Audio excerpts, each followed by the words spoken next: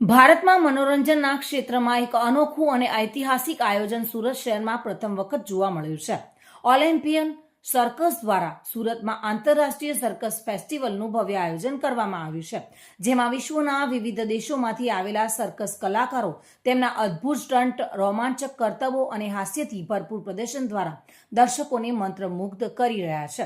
સુરતમાં VR mall સામે આવેલા ઓપન ગ્રાઉન્ડમાં યોજાયેલા આ ઇન્ટરનેશનલ સર્કસ ફેસ્ટિવલમાં મંગોલિયા, ઉઝબેકિસ્તાન, પૂર્વ આફ્રિકા, મેક્સિકો, રશિયા, ઇથોપિયા સહિત અનેક દેશોમાં આંતરરાષ્ટ્રીય કલાકારો ભાગ લઈ રહ્યા છે.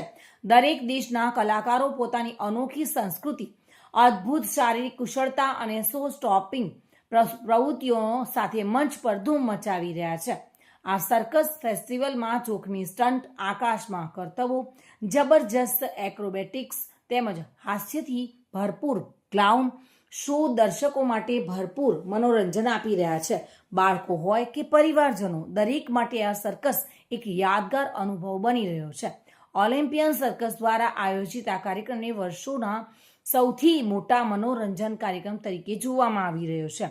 સુરતવાસીઓ માટે આ એક અનોખી તક છે, જ્યાં તેઓ પોતાના શહેરમાં જ વિશ્વ સ્તરીય આંતરરાષ્ટ્રીય સર્કસનો આનંદ માણી શકે છે.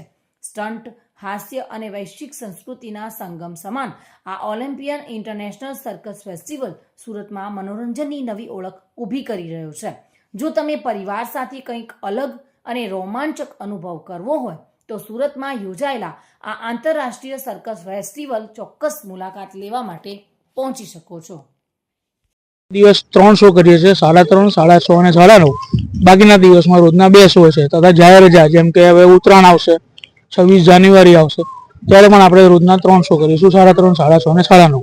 ટિકિટ બુકિંગ માટે બુકમાં શો પણ ઓનલાઈન બુકિંગ ચાલુ છે અને સવારે 10 વાગ્યા પછી ફિઝિકલ ટિકિટ આપણને અહીંયાથી સ્થળ પરથી મળી જશે. સર્કસની અંદર એવું તો શું છે કે પબ્લિકના આકર્ષણ માટે આવી શકે?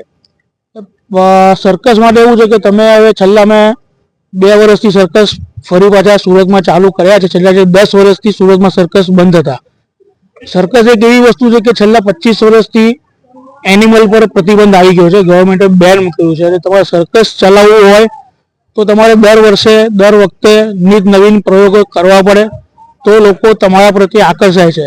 ગઈ વખતે આપણે સર્કસ લાવેલામાં આપણે ઇન્ડિયન આર્ટિસ્ટ લઈને આવેલા, આ વખતે આપણે ફોરેનના આર્ટિસ્ટ લઈને આવ્યા છે. એટલે આવી રીતે નીત નવા અખતરાઓ તમે કરો તો પબ્લિક તમને રિસ્પોન્સ આપે. સુનિલ ગાંજાવાલા સાથે bureau report, today Gujarati news.